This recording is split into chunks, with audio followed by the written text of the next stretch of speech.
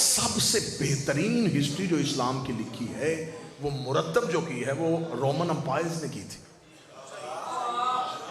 میں اپنی قوم کے بچوں کو یہ بات ضرور سمجھاؤں, ویڈیو کیمرے کی موجودگی میں سمجھاؤں, اس لیے کہ مسلمانوں نے اپنی تاریخ مرتب کرنا بھول گئے تھے. یہ لشکر بنا رہے تھے, یہ جگیروں پہ قبضے کر رہے تھے, یہ سر کاٹ رہے تھے, یہ کھوپڑیوں کے مینار بنا رہے تھے. ہاں یہ اپنے مشاغل میں مشغول تھے. ان کے کتب خانے جل گئے. دریائے دجلہ کی پانی کی رنگت سیاہ ہو گئی تھی مسلمانوں کی تاریخوں کی سیاہی کی وجہ سے. عیسائیوں نے مسلمانوں کی تاریخ مرتب کی. آج بھی ہالینڈ میں ایک شہر ہے ڈیکس, جہاں پہ پہلا پریس لگا تھا جنہوں نے اسلام کی ہسٹری کو ریسائیکل کیا, اسلام کی تاریخ کو دوبارہ شائع کیا.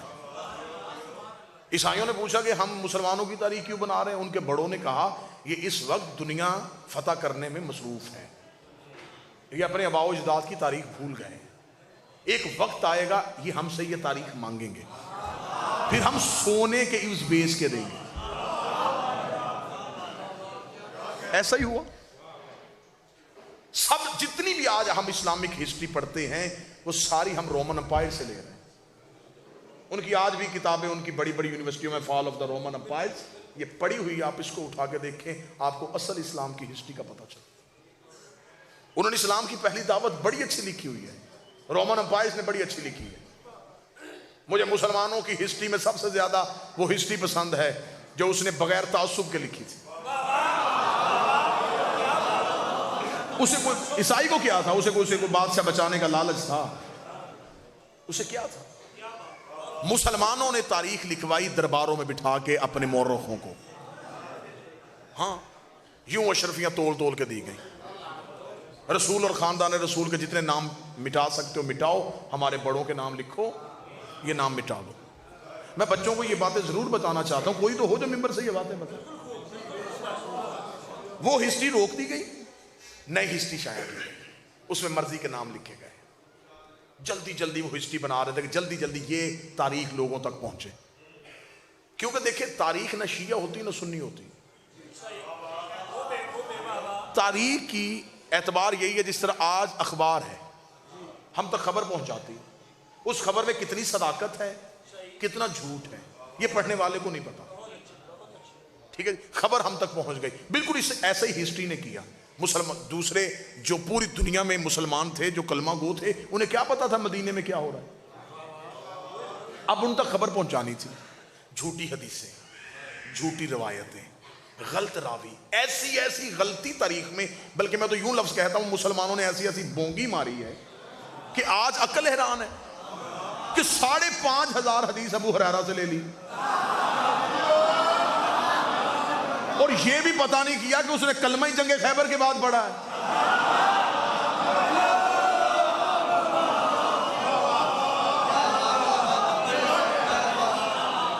اور جس صحابی سے یہ روایت لے کے پھر رہے ہیں نا, جس صحابی سے یہ روایت لے کے پھر رہے ہیں کہ جناب حضرت رسالت مآب نے آخری وقت میں جناب ابو طالب کے کان میں کہا کہ چچا کلمہ پڑھ لے, تو انہوں نے کہا کہ نہیں میں اپنے باپ دادا کا مذہب نہیں چھوڑ سکتا. یہ ایک روایت ہے جس کو لے کے یہ پورا ڈھنڈورا پیٹ رہے ہیں. وہ روایت کی عبداللہ ابن عباس سے.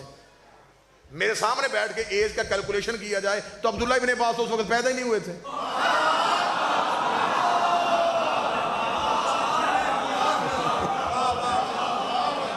جس صحابی سے تم روایت لے رہے وہ دنیا میں آیا ہی نہیں. اچھا دوسری مسلمانوں تم سے پوچھنے والا بندہ بات ہی کوئی نہیں کہ جو کان میں نبی نے کہی تھی وہ تم نے سن لی, جو غدیر میں مجمع میں کہی تھی وہ تم نے.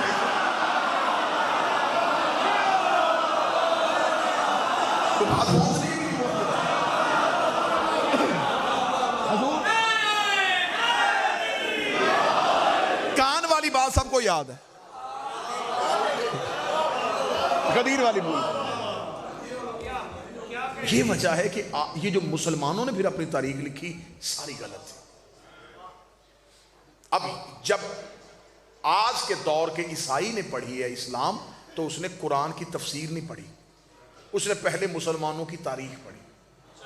جو ہی اس نے ہسٹری پڑھی اسے اسلام سے نفرت ہو گئی. اس نے کہا یہ ہے اسلام؟ گردنیں کاٹنا، لہو بہانا، ملک فتح کرنے کے لیے غریبوں کی جگیروں پہ قبضہ کرنا، میں نہیں مسلمان ہوں گا۔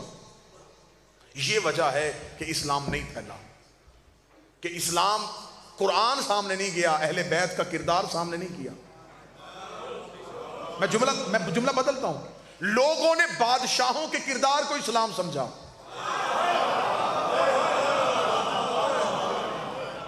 جبکہ بادشاہوں کا کردار اسلام نہیں۔ یہی وجہ تھی جب یہ ہسٹری سامنے آئی، عیسائیوں کو نفرت ہو گئی، یہودیوں کو نفرت ہو گئی، اس نے کہا جی ہم تو کلمہ نہیں پڑھیں گے، یہ تو بڑا خطرناک دین ہے۔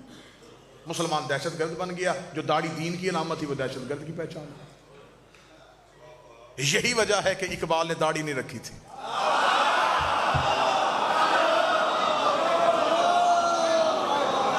اور جتنا فرنگی نے، جتنا انگریز نے اقبال پڑھا ہے نا، اسے اتنے ہمارے مفسرین کے نام نہیں آتے، انہیں اقبال یاد ہے۔ وہ کہتے ہاں باقی تم سب چھوڑو، لیکن تمہیں ایک سکولر تھا جس کا نام اقبال تھا۔ اقبال سے پوچھا تھا کسی مولوی نے تو داڑھی کیوں نہیں رکھتا؟ اس نے کہا میرے اندر داڑھی ہے۔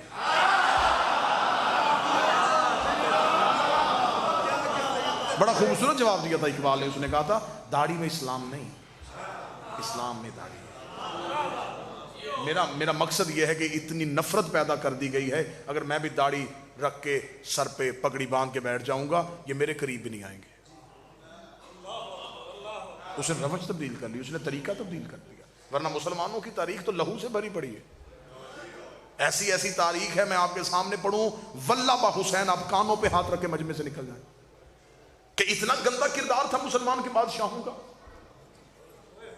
ایسا غلیظ کردار تھا مسلمان بادشاہوں کا۔ تو جہاں تاریخ بھری گند سے پڑی ہے، تم اس میں سے ابو طالب کا ایمان دیکھ رہے ہو، جو تم نے اپنے تنخواہ دار بندوں سے لکھوائی ہے اس میں سے ڈھونڈ رہے۔ ابو طالب ڈھونڈ رہے تو قرآن سے ڈھونڈ۔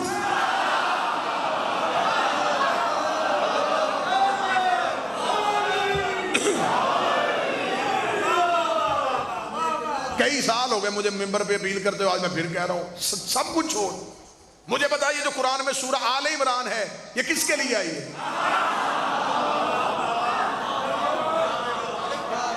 اس سے مراد عمران تو علی کا باپ ہے، تو جس کی آل کے لیے اللہ پوری سورت بھیج رہا ہو۔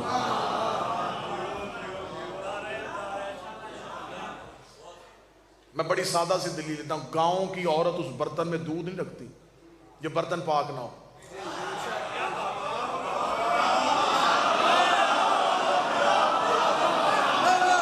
اسے پوچھو کہ تو کسی اور برتن میں دودھ کیوں رکھتی ہے؟ اسے کہا نا دودھ رب کا نور ہوتا ہے، نور پاک برتنوں میں رکھتا ہے۔ گاؤں کی عورت کو پتا ہے کہ رب کا نور کس برتن میں رکھنا ہے، اللہ کو پتہ ہی نہیں تھا میں نے نبی کس گود میں اتارا۔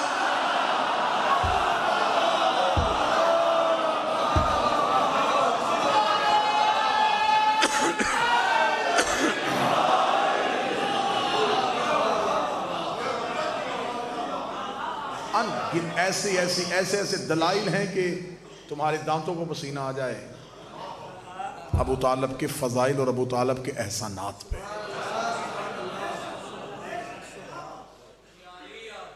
دو زانو تھے ابو طالب کے، ایک پہ مصطفیٰ بیٹھتا تھا، ایک پہ مرتضیٰ۔